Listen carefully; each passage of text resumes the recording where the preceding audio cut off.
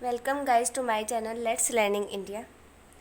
इस चैनल पर आपको मैं ईवीएस के 2 टॉपिक्स करवा चुकी हूँ और मैं उसके आगे शुरू करती हूँ। आज मैं आपको कुछ इंसेक्ट्स और कुछ एनिमल्स के रिलेटेड फैक्चुअल बातें बताऊँगी जो आपको एज इट इज़ याद रखनी है, क्योंकि पेपर में आ जाती है। कि जो छिपकली है, मैं आपको पहली बात बताती हूँ कि जो छिपकली है और उसकी स्किन, छिपकली की जो स्किन है ना, उससे उसके जो कान है वो ढक जाते हैं। हमें है ना कभी छिपकली के जो कान है वो दिखाई नहीं देते ना। छिपकली के जो कान है वो उसकी स्किन से ढक जाते हैं, इसलिए हमें दिखाई नहीं देते, पर उसे सुनाई देता है। ओके। सेकंड, मतलब कि जो पक्षी होते हैं ना, पक्षी होते हैं, उनकी जो आइज़ होती है वो उनके हेड पर होती है। ओके। उनकी जो आंखें हैं वो उनके सिर पर होती है, और जो उनके ईयर्स हैं वो कवर्ड होते हैं विद फीदर्स, मतलब कि पंखों से। उनके पंखों से जो उनके कान है वो कवर्ड हो जाते हैं, ढक जाते हैं, और जो उनकी आइज़ होती है वो उनके सिर के ऊपर होती है। ओके। और जो क्रोकोडाइल है वो भी सेम काइंड ऑफ लीजर्ड है, मतलब कि जैसे लीजर्ड की स्किन की वजह से उसके ईयर्स ढक जाते हैं, वैसे ही क्रोकोडाइल की स्किन की वजह से उसके ईयर्स ढक जाते हैं और हमें दिखाई नहीं देते। फोर्थ, मतलब कि जो अलग अलग पैटर्न्स दिखाई देता है ना हमें जानवरों के स्किन के ऊपर, वो उनके हेयर की वजह से होता है। अगर हेयर ना हो तो एनिमल्स की बॉडी पे कोई पैटर्न नहीं होता। ओके। ये याद रखना कि टाइगर और लियोपार्ड और जो बाघ है, चीता है ना, उनके मतलब कि स्किन के ऊपर अलग अलग पैटर्न्स क्यों होते हैं? क्योंकि उनके स्किन के ऊपर हेयर है, इसकी वजह से उनके अलग अलग पैटर्न्स होते हैं। जैसे छिपकली के अलग पैटर्न है, सभी के अलग अलग पैटर्न होते हैं हेयर्स की वजह से। ओके। फर्स्ट, ये मैन्युफैक्चरल डाटा एकदम ये याद रखने वाला है ना, ये एज इट इज़ आ जाता है, इम्पोर्टेंट है। एनिमल्स विद ईयर्स, मतलब कि जिन भी जीव के, या मतलब ध्यान से सुनना, जिन भी जीव, मतलब हम या कोई एनिमल है ना, जिन भी जीव के बाहर कान दिखाई दे और हेयर, बाल और कान दोनों दिखाई दे, तो वो बर्थ देते हैं। ओके। वो बच्चे को बर्थ देते हैं। Second, animals with no ears outside the body, मतलब कि जिनके कान बाहर दिखाई नहीं देते, वो लेस एग्स। ओके। वो एग्स देते हैं। ये याद रखना, ये इम्पोर्टेंट बातें हैं कुछ।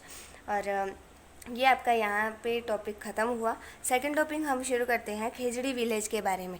आपको पता होगा खेजड़ी विलेज के बारे में, 5th क्लास में हम सुन लेते हैं कि चिपको मूवमेंट स्टार्ट हुआ, और वो इसलिए होता है, ये टॉपिक इसलिए होता है क्योंकि बच्चे के मन के अंदर ट्रीज़ के बारे में, है ना, नेचर के बारे में अच्छी अच्छी बातें पैदा करना, ताकि वो आगे जाके नेचर को बचाने में कुछ अपनी हेल्प कर सके, अपनी मदद दे सके। Okay.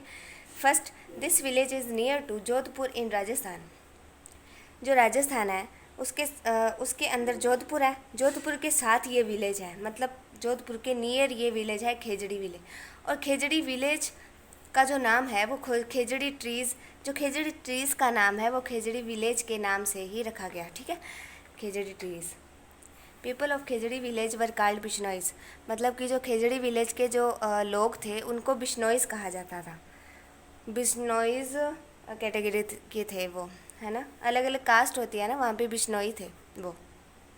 This tree is worshipped by many people such as Bishnoi, मतलब जो बिश्नोई कैटेगरी के वहाँ पे लोग थे ना, उनके द्वारा इन खेजड़ी ट्रीज़ को पूजा जाता था। मतलब वो ट्रीज़ को अपना भगवान मानते थे, अपना सब कुछ मानते थे। उनको ऐसा लगता था, उनको क्या मतलब होता ही है कि ट्रीज़ के बिना कुछ नहीं, उनको इसकी इम्पोर्टेंस पता थी ट्रीज़ की। Khejri trees found no much water for growing, ये ट्रीज़ थे ना जो, वो है ना ज़्यादा पानी नहीं लेते थे ग्रो होने में, तभी ये जल्दी जल्दी ग्रो हो जाते थे और एकदम अच्छी तरह से ग्रो होते थे। ये ज़्यादा पानी नहीं मांगते थे। It gives beans and don't get affected by insects, इनका एक प्लस पॉइंट एक और भी है कि ये इंसेक्ट से अफेक्टेड नहीं होते। मतलब ज़्यादातर ट्रीज़ हम देखते हैं कि जो सूखे पड़ जाते हैं बड़े बड़े होके, वो इंसेक्ट से इफेक्टेड हो जाते हैं। और इट गिव्स बीन्स, मतलब जो खेजड़ी ट्रीज़ है ना, वो हमें फलियाँ देते हैं। फलियाँ जैसे आप देखते हो ना, ऐसे लंबी लंबी ग्रीन कलर की फलियाँ, वो। Sixth, places were built by woods at that time, about 300 years ago, जो कि वहाँ पे जो स्थान थे, जो प्लेस थे, वो बने थे वुड्स के द्वारा, मतलब वो वुड्स के द्वारा बने हुए थे। अबाउट 300 ईयर्स अगो, 300 साल पहले वहाँ पे जो प्लेसेस थे वो वुड्स की मदद से बने हुए थे। Okay. 7, Chipko movement exactly started from this village, मतलब कि हमें पता ही है ना, जो चिपकू मूवमेंट 1970 में जहाँ पे शुरू हुआ, मतलब उत्तर प्रदेश में शुरू हुआ था ये 1970 के अंदर। ये असल में यहाँ से ही मतलब कि उनको जो मोटिवेशन होता है ना, यहाँ से ही मोटिवेशन मिला था कि चिपकू मूवमेंट मतलब एग्जैक्टली वहाँ से शुरू हुआ था। ओके। और ये शुरुआत किसने की थी? इन 1730 AD, 1730 मतलब 1730 ईस्वी के अंदर Amrita Devi, a mother of 3 daughters, आशु, रत्नी और भागूबाई वर हग्ड द ट्रीज। मतलब कि वहाँ पे क्या हुआ कि जो खेजड़ी विलेज है, वहाँ पे एक जोधपुर के राजा थे, उन्होंने एक हुक्म दिया था कि अपने सिपाहियों को कि वहाँ पे खेजड़ी ट्रीज़ को और काट के लाओ। तो खेजड़ी ट्रीज़ को काटने नहीं दे रही थी वहाँ की ये अमृता देवी इन तीनों बच्चियों की मदर थी। तो ये जाके और अपनी बेटियों के साथ ये जाके और उन ट्रीज़ के चिपक गई।